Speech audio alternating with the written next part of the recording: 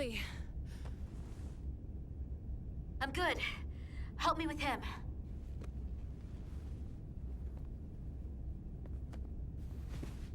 Let's get this off. Medical. Got one wounded at my location. Carter. You don't look so good.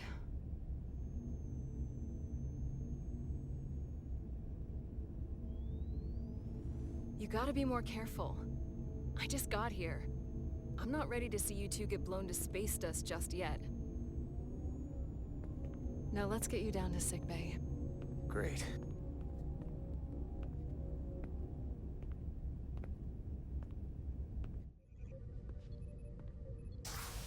Status report. The repair crew made it inside. EPS flow is back to nominal levels. The SIF is back up. How does this affect mission readiness, Mr. Ermot? Releasing the docking clamps using hull polarity minimized damage to the Resolute. We'll have some last-minute repairs to make, but if we reapportion some of the staff, we can make our departure on time. As of now, however, we are successfully moored to the station. Good to hear. Send updates to my ready room. Commander Rydek, with me.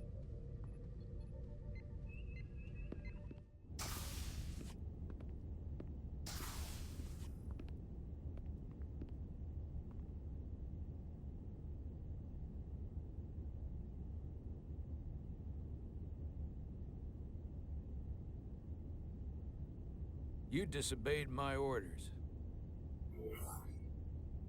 Well? Respectfully, Captain, I made the right choice given the information I had. You disobeyed my orders!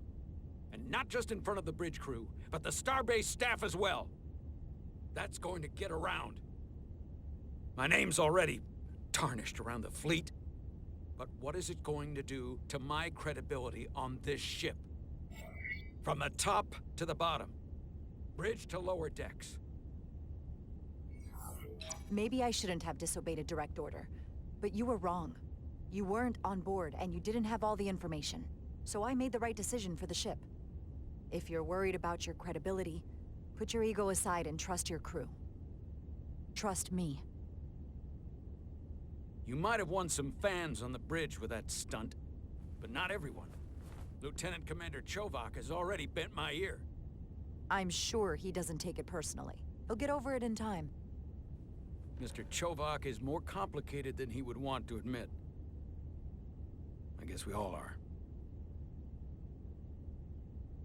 And, if I'm being honest, I'm not sure what I would have done in the moment either. You never really know if you weren't in those shoes. So, let's just boil it down to, you did what you had to. That'll have to be good enough for me. Thank you for understanding, sir. I'm sure no one knows the burden of command as well as you do. I'm sure you will, someday. Despite it all, we got our final Starfleet clearance to depart. So if you'll fetch Mr. Ermot, we'll knock out the final details of any outstanding repairs, and we'll set out for Hotari. Yes, sir.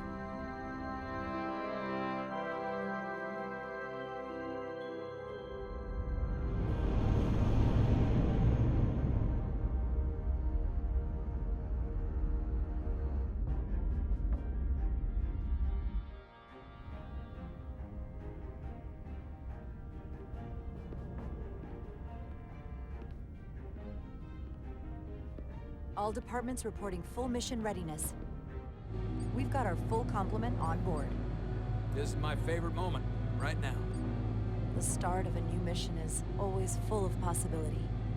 The Orion Syndicate could sell it as a drug. Don't let the Admiralty hear you say that.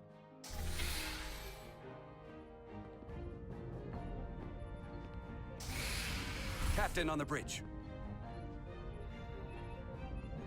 Sit. Sit, everyone. You all know, I'm not big on speeches. We're embarking on the first mission since our refit. Let's make it a good one. Disengage docking clamps.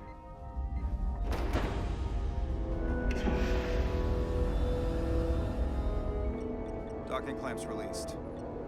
Thrusters ahead, Mr. Handar.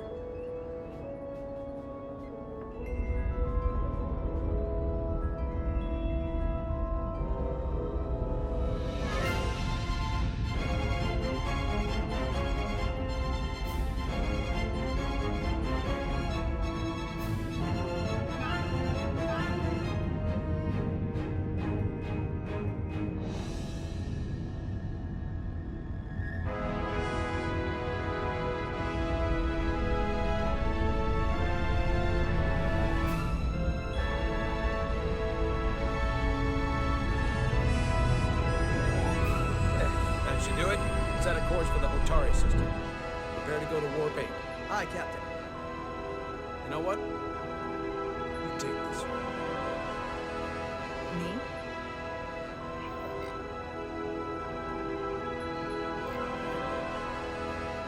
Engage.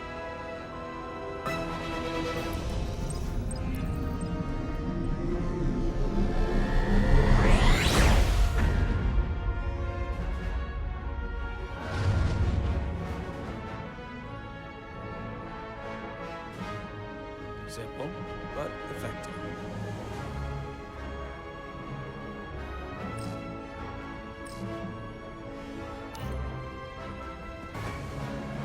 Easy. Thank you. I'm fine. Really, You don't look so good.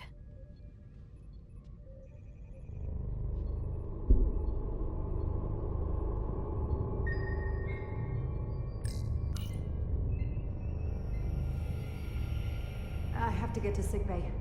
Go.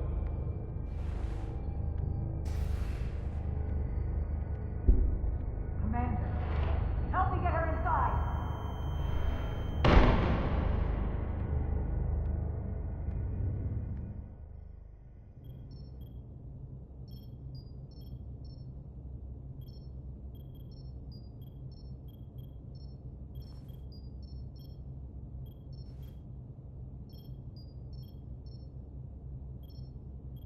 Well, that was quite a scare. A few minutes more and it would have been one of the shortest tenures on record for a first officer. Is that the engineer that was out on the hull? That storm did a real number on him, but he'll live. Just needs rest. You should worry about yourself. Your duridium levels got dangerously low and destabilized your cell structure. This is definitely one of the more memorable first days I can think of. My name is Dr. Aram Duval, Chief Medical Officer.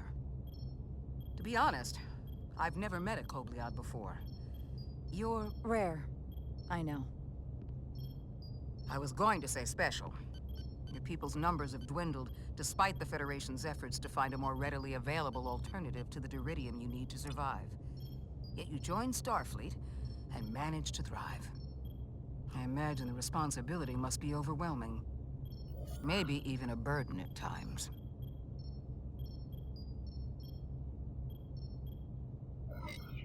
I know what it means. And I know the responsibility that comes with it. But I can't be anything more than who I am.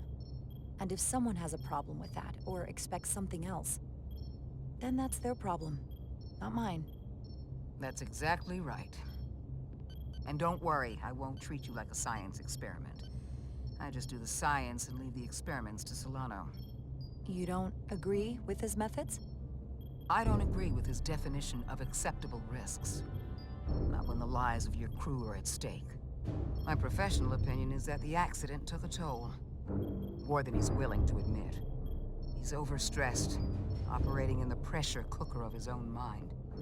Which is never a good headspace when the lives of your crew are at stake. What concerns me is that now he's even further away from the thing he's been chasing his entire career. The breakthrough discovery. The major innovation. Something he can put his name on. The more the time passes and the further out of reach it gets, the more risk he'll be willing to take. I hear you. But that's my job, isn't it? To make sure that doesn't happen. And we don't lose sight of the bigger picture. Which is exactly why I'm so glad you're here. We need you now more than ever. And I have to give you credit for what happened on the bridge. It took guts to defy a direct order. Huh. I guess word travels fast around here. It's a small ship, and everyone's curious about the new XO. Fortunately, your cell structure's almost completely stabilized. And I'll spare us both the lecture, but I do feel it's my responsibility to remind you, without regular infusions of duridium, you will not live. It's as simple as that. Understood. Then, my work here is done.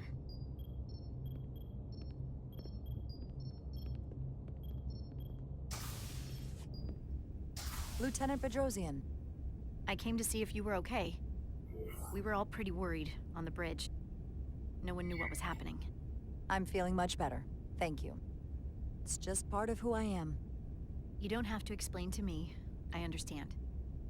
I'm just glad you're okay. You trusted me earlier with the shields, and I appreciated that. I want you to know that I have your back. Thank you.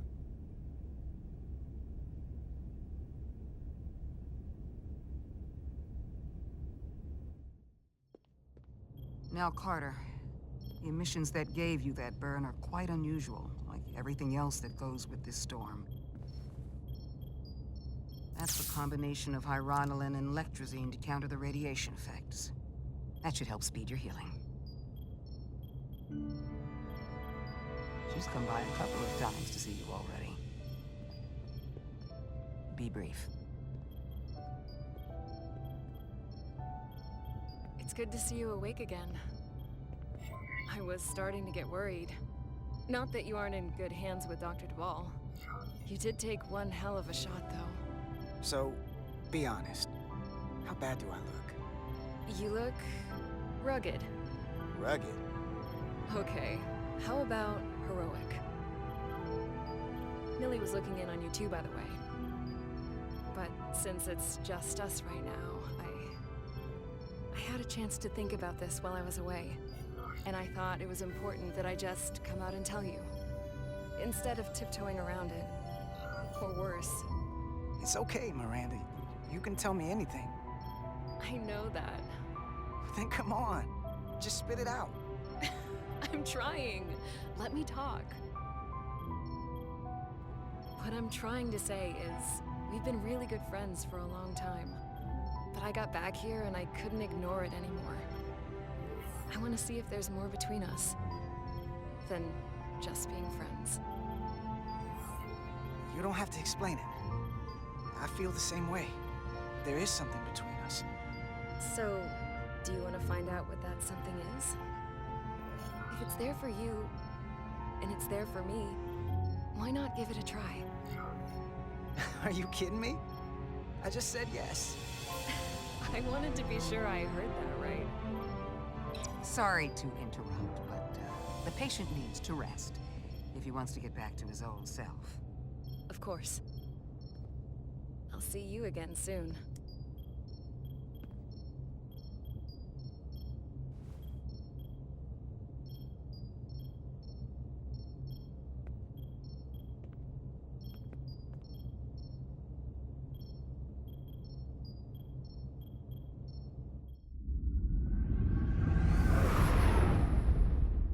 Approaching the rendezvous point outside Atari space. Helm, bring us out of warp. Dropping to impulse.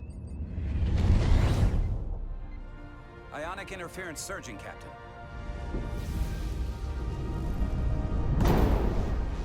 Shield integrity holding. We can take it.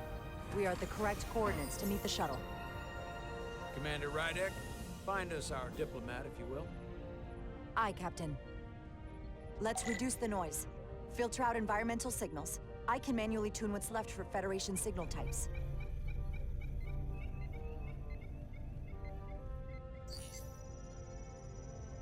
I've located the shuttle. Opening comms. On screen. Shuttle to Resolute. Shuttle to Resolute. Debris field. Lost maneuvering. Losing. I can't get it any clearer. It won't get a transporter lock. It's just not happening. Power up the tractor beam. We'll pull them directly into the docking bay.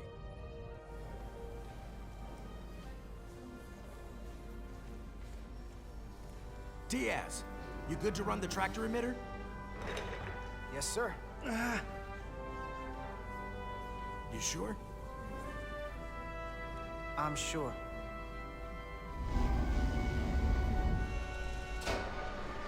Come on, Diaz. First thing, lock onto the shuttle and stabilize the rotation.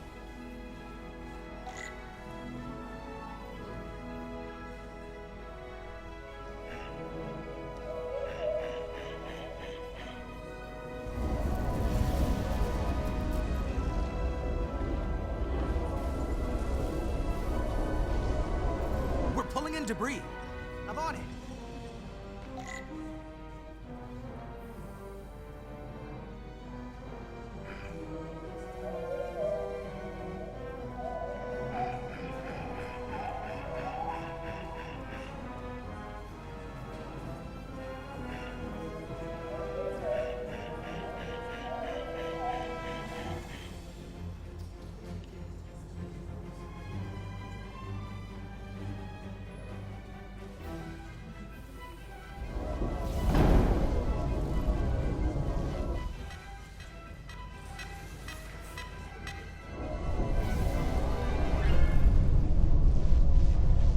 That's gonna take out the shuttle.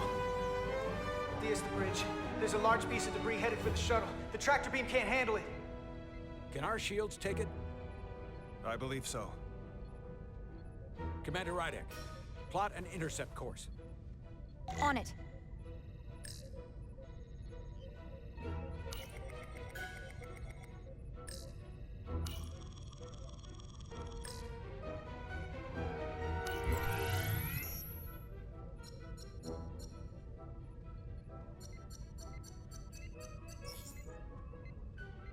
Here we go. Maneuvering thrusters bearing 53 Mark 17. 200 meters on an intercept course. Maneuvering.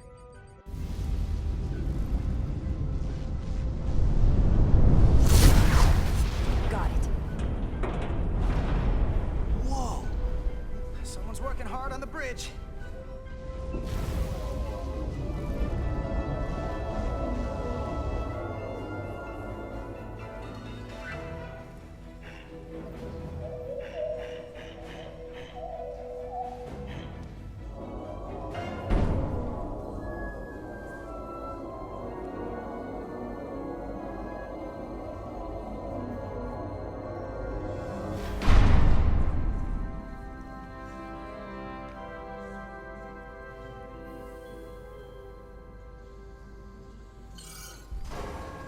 We got the shuttlecraft on board. Good job. We're on our way down to meet them.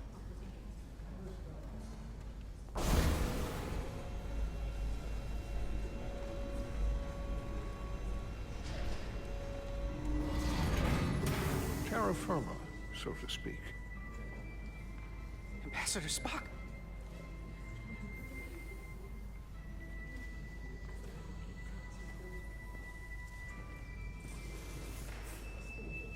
The captain will be right down to meet you, sir.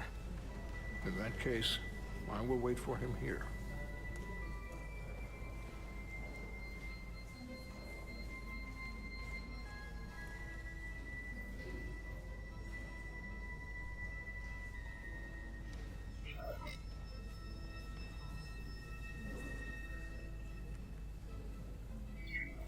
Apologies for the landing, Ambassador. I was operating the tractor beam, sir. I take responsibility. It was not the smoothest transit, but you got us here safely. That is what matters. We thought we were prepared for our arrival in Hotari space, but it is evident my craft was not sufficiently robust for such intense ionic activity. The storm has been pretty intense. There was an element that was most unusual. Before you came to our aid, our maneuvering thrusters and impulse engines were rendered inoperable. So we attempted a short traversal at warp speed, only to find that we could not achieve warp at all, even though our diagnostics computer showed no faults or anomalies. What do you make of that? When all indications say that warp speed is possible, but in practice, we find it is not. I'd rather investigate than speculate. A sound principle. Take readings, run some additional diagnostic checks, and we'll get to the bottom of this. Quite logical, Petty Officer... Carter Diaz. Sir. Thank you. Ambassador Spock, Excuse me. I'm honored to have you aboard. I'd like to get right to it. We're already behind.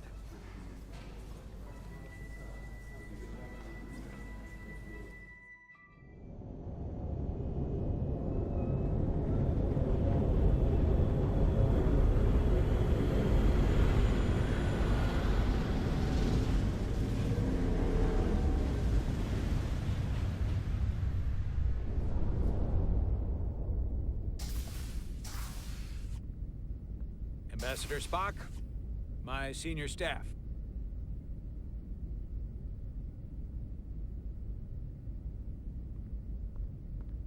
It's not every day that a captain gets to welcome a Starfleet legend aboard.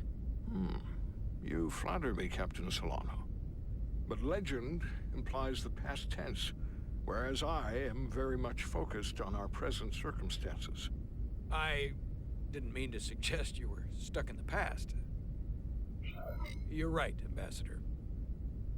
Not the most diplomatic choice of words. We're all curious about the future, Ambassador. Specifically, what exactly are we getting involved in here? We got the basics from Starfleet. Two formerly peaceful neighbors are now on the brink of war. Indeed, and the tension between them grows fiercer by the hour.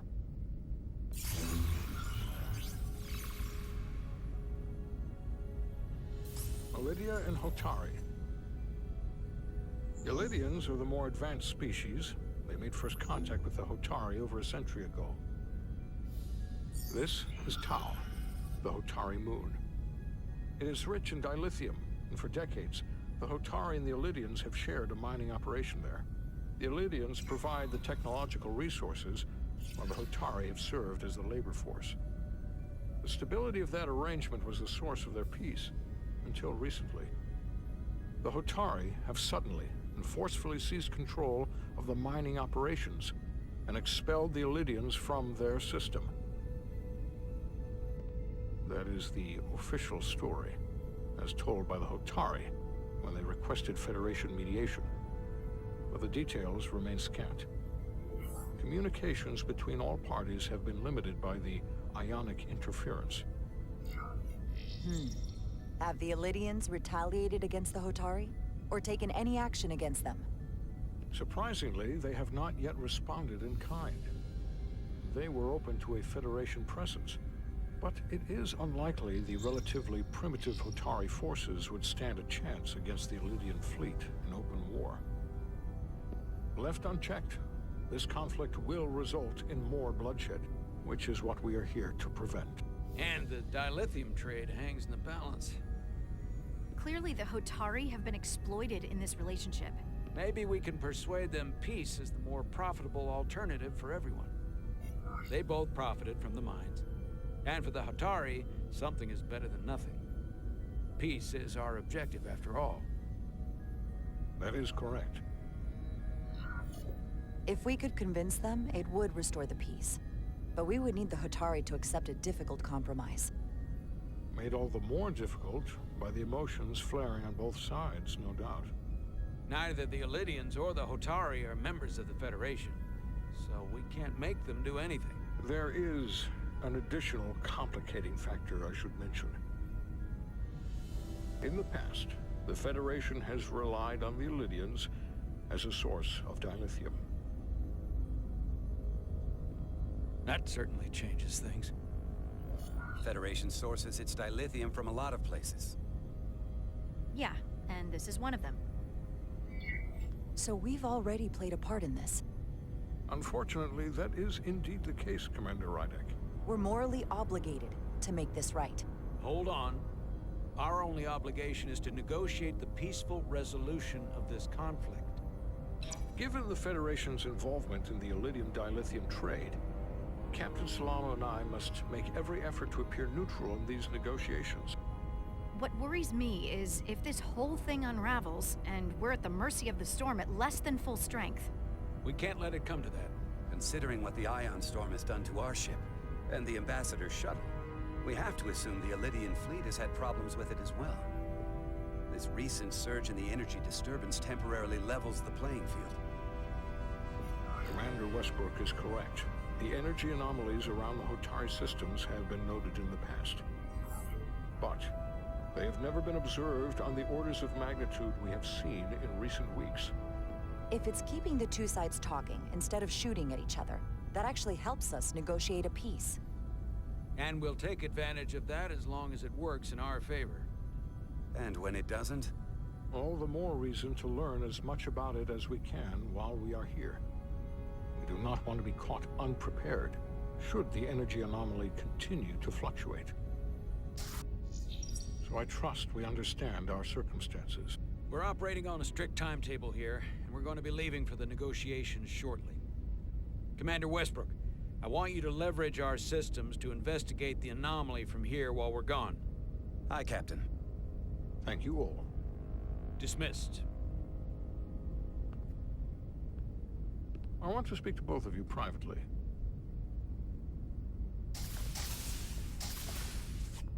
Ambassador Spock, I'd like to make a formal introduction. My first officer, Commander Jara Rydek. Commander, as you are aware, there are limits to what Captain Solano and I can do in our official capacity as representatives of the Federation. But someone in an unofficial capacity, your first officer, for example, would not be bound by those restrictions. Commander Rydek could ingratiate herself to certain parties behind the scenes, where they may be more candid in revealing information that could lead to a resolution. She certainly goes her own way. Maybe that helps in this case. It would be unconventional, but I'm not opposed to it. I'm perfectly happy to work outside the lines. And by extension, you will be doing your duty, Commander. Just not too far outside the lines. Well, I hope Commander Rydek will have more luck finding out what really happened than we will through official diplomatic channels. The fate of the negotiations, the interests of the Federation, and the prospect for peace may very well depend on it.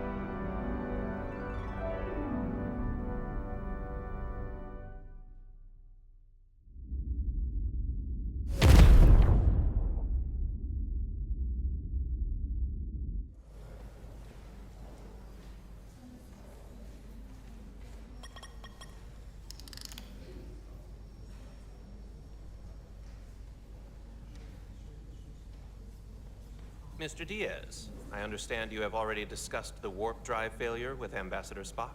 I have. It is imperative that the Ambassador's shuttle be flight ready.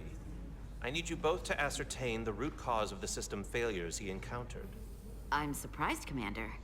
I thought you would have wanted to work on Ambassador Spock's shuttle yourself. I respect the Ambassador and his many accomplishments, but I do not derive any satisfaction from interacting with his shuttle as if it were somehow transubstantiated through its association with him.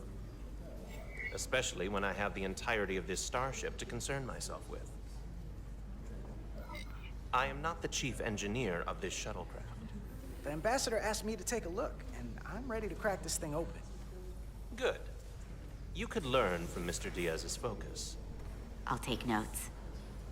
Then I will leave you to it. Make note of any abnormalities in your report. Carry on. It seems like he's warming up to us. Yeah.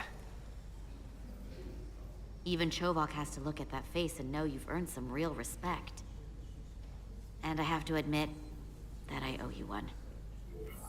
You were right to make me go first. I don't know what I was thinking. You've pulled me out of trouble how many times? Call it even. Okay. At the very least, maybe I can track down that bottle of Saurian brandy you're still on the hook for.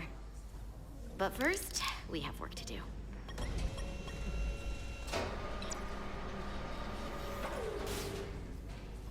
Ready to go? All set. Let's run the diagnostic.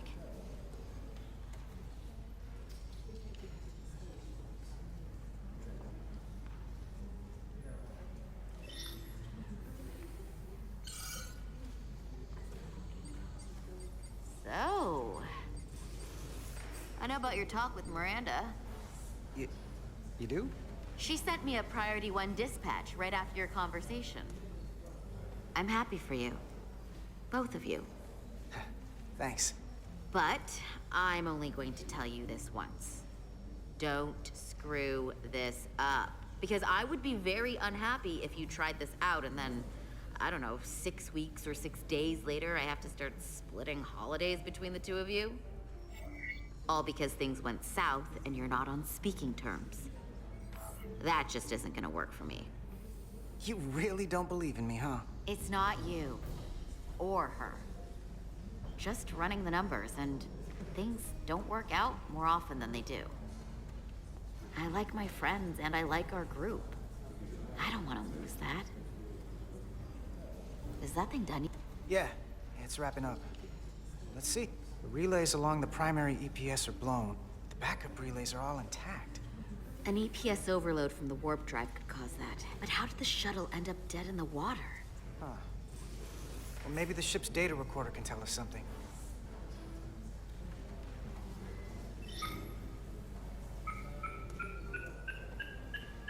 Here. They were only about 8 minutes from their plotted warp point. No faults, just those warnings. What are they? Subspace variance out of tolerance. What does that mean? It means the main navigation array lost sight of space somehow. Will the array going offline cause that? Yes, but it should have also thrown a fault code. The warp field became inverted suddenly. I've seen this happen when the center warp coil cracks. A cracked warp coil throws a fault code. Still, we should take a look. There was a complete warp cascade failure. Wow. They're lucky the shuttle didn't turn inside out. Makes me think the computer panicked on the warp field equation. Any one of these failures should have thrown a fault. If it was caused by a system failure. None of this caused the relays to blow. Roll forward to when that happened. Yes, ma'am. So here, they take a moment to get their bearings and they attempt to re-engage the warp drive. There. That's the relays blowing. And look, there's another warp system alert. They're all the same. Subspace variance out of tolerance, or warp inversions. Finally, there's a complete warp cascade failure. Then it's one of two things. Either a warp coil is cracked, or the navigation array is offline. That makes sense. Divide and conquer. You want to check the warp coils or the navigation array? I'll check the other. Let's not overcomplicate this. One of these systems is likely broken. I'll check the nacelles for a cracked coil.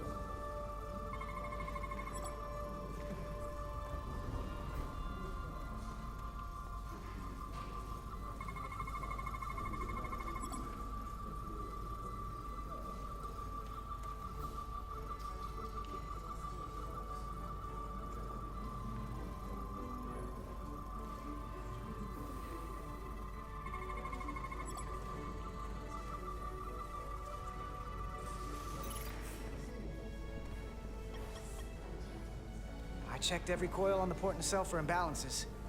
If any coil in either engine were cracked, I would have detected it. So, it must be the navigation array. Except it's not. Checked and double-checked. Well, the readings don't lie. Here comes the security detail for the way team.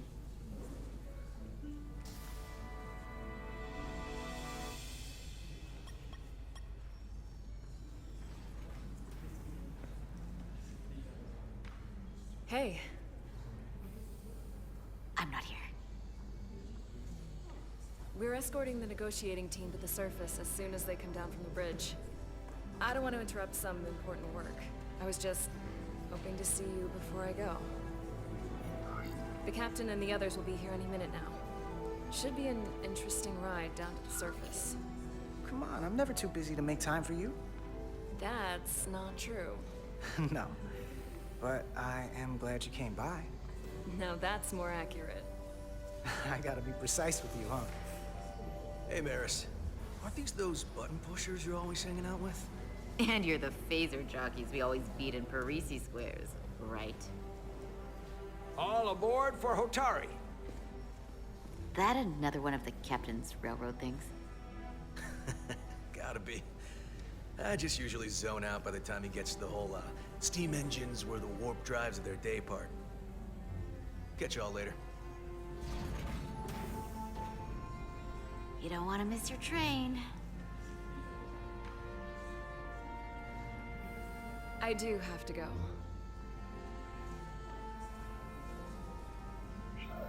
Not gonna lie, I'd rather not leave right now. More important things on my mind.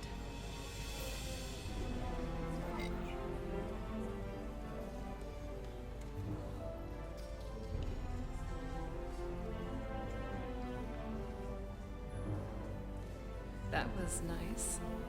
Yeah, it was. Save some of that for when I get back. We've got a deal.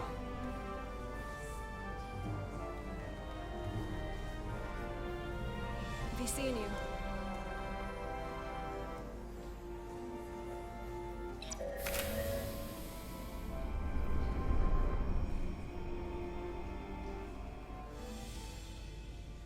Etzelarda Diaz. If you could float back down to reality, we still have a ways to go. All right, where were we? So, the warp coils in the navigation array are fine, but the nav computer doesn't seem to think so. I'm out of ideas short of field stripping the shuttle from bow to stern. You wanna take this out of the shuttle and throw it on the bench? Oh, real hands-on maintenance. I like it. Okay, the nav computer is patched into the ship. The ship's computer can double-check our work. If the shuttle's nav computer is putting out false data, we'll know it. Let's run through the shuttle's logs again. Running now.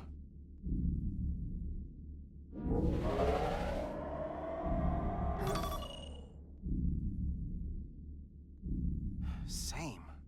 Warp field inversion and a cascade failure. However, the Resolute computer doesn't show the same subspace variance. We're in the same conditions that the shuttle was in when it failed. Why wouldn't the ship's computer get a matching result? What if the subspace variance was a momentary occurrence? That's a possibility, and it would explain why the simulation under our current sensor readings failed to reproduce the issue. But a subspace anomaly strong enough to cause a warp field collapse would leave graviton ripples for days. Let's run with the momentary subspace variance theory for now. Roll forward to the shuttle's attempt to re-engage the warp drive. We need the conditions of space around the shuttle at the moment of warp failure. Resuming simulation.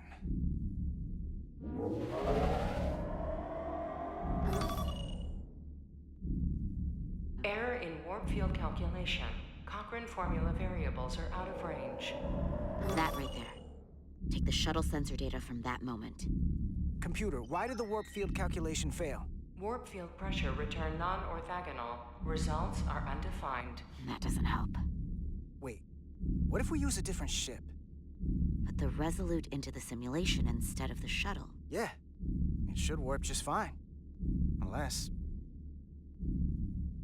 Computer, run the simulation with the Resolute. Resolute simulated.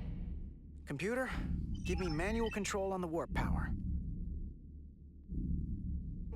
Static field intensity, warp 1.1. 1.2. 1.3. Warp pressure is destabilizing. Error in warp field calculation. The warp drive has experienced a system-wide cascade failure. Warp field collapsed. Subspace variance is out of tolerance. Cochrane formula results are undefined. Bingo. What-o?